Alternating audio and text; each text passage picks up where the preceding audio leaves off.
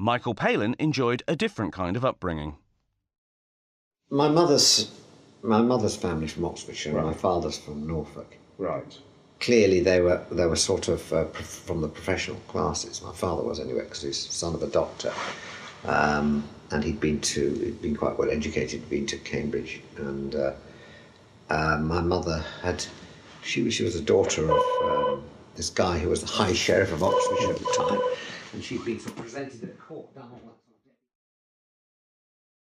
So that was her background, and they married, and then the Depression sort of happened. It was in mid-30s, and they just had to move where the work was. My father was an engineer, so that's how they found themselves up in Yorkshire eventually, because there was just more engineering work up there. Yeah. And my father quite liked slapstick humour as well. I think that was sort of that's very much part of it. I think it's quite interesting how your humour tastes are probably shaped a little bit by your parents. Yes. And of course, school, was a wonderful gallery of characters and emotions and bizarre situations and weird behaviour. I mean, it was just. I think that's why one goes back so often to sort of what people rather disparagingly call schoolboy humour. I probably wasn't unique, but there weren't that many sort of who were seen as the jokers. Yeah. And I mean, others were very sporting, or they'd be rather violent and run gangs or whatever. Whereas I was fairly easygoing, and generally, I suppose, people would be attracted to me because I would make them laugh or be able to do something like that.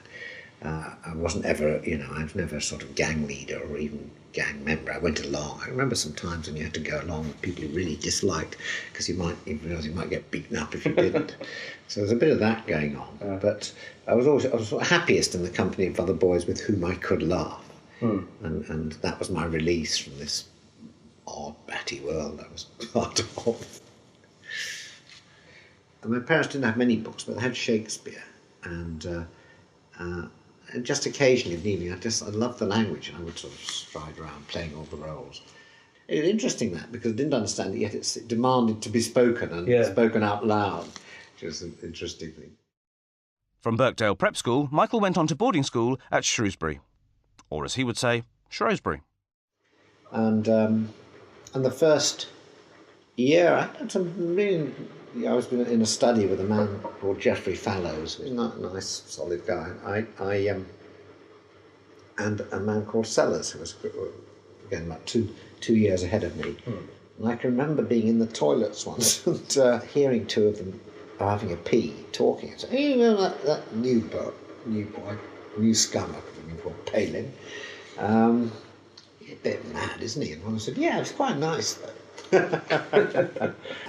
Or maybe it's quite nice, but a bit mad, though. I can't remember what it was. It was the mad bit that I quite liked. Yeah. It was the first time I'd heard anyone sort of discuss me that way. That was what I remember of early days at Shrewsbury. In fact, I definitely had a sense of humour. But the Goon Show was something that I discovered, and I used to just hope and pray that he wouldn't come in while it was on, but I did find it so funny because it broke the rules, really. There's a lot of it was just verbal. I mean, I did enjoy the funny voices. I'm not quite sure where that goes back to. Maybe that goes back to school.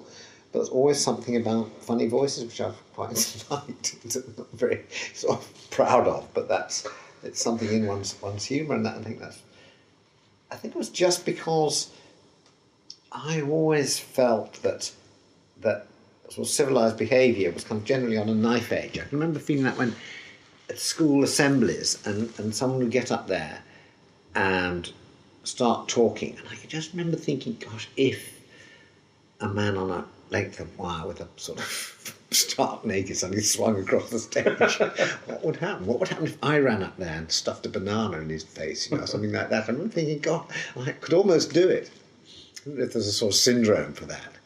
But I just felt these people they're playing a sort of game, and that they're trying to sort of be terribly sort of straight and focused. And the great thing about the Goon shows was that it seemed to I suppose it was madness. It was a glimpse of madness, which it probably literally was when because Spike made himself ill, Exactly, yeah. mentally ill, from writing them. But there was that feeling of, this was wonderful. It saw behind the sort of thin veneer of civilization, and push these characters to limits, which I just thought was fantastic and revealing, and not just funny, but also imaginative and brilliant. And now for John Cleese, a man who could have been called Cheese. Dad was Reginald Francis Cheese. His father was John Edwin Cheese. When my dad went in the army in 1915, he changed the H to an L to avoid being teased. And when he came out, he changed it by what is known as D to Poe. I have vague memories of listening to the radio, and more specific memories of making the classroom laugh when I first went to prep school. Yeah. And gaining popularity and acceptance by being able to be funny. Obsessed with the Goons. Yeah. In the same way that people later were obsessed by Python. So it was one of the reasons I half understood the obsession. And I remember writing, if people told me jokes that were funny, I used to write them down. God knows for what reason. I think I was interested in some way I couldn't have begun to define in what made me laugh. Yeah.